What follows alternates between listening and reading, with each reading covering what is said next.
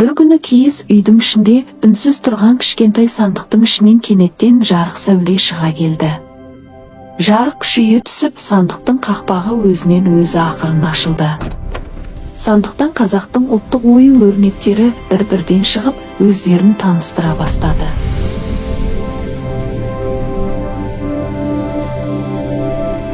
Мен қошқар мүйіз оюмын. Мен қошқардың мүйізіне ұқсаймын.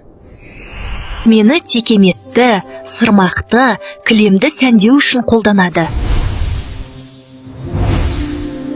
Зергерлік бұйымдар білезік, сақина, алқа, шашбау мен сырғаны әшекейлеуге қолданады.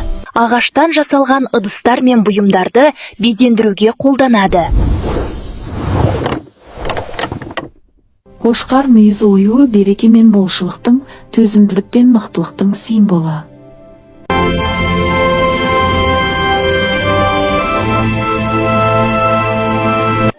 Мен қазмойын оюмын. Мені кілемдерді, ұлттық киімдерді сәндеу үшін қолданады.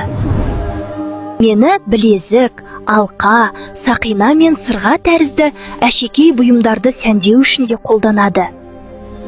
Қазмойын оюы отбасы берекесі мен үйлесімділігін, сұлулық пен нәзіктікті айқындайтын ұлттық мұра.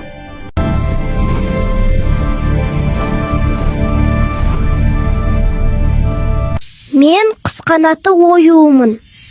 Мен құстың қанатына ұқсаймын. Құс қанаты оюы көбіне киіз үй жабдықтарында, сандықтарда, текемет пен ұлттық киімдерде кездеседі. Құс қанаты оюы қазақ халқының ұлттық рухын, табиғат пен үйлесімін және көркемдік танымын айқын бейнелейтін ұлттық қазына. Ұлттық ою-өрнектер біздің асыл мұрамыз.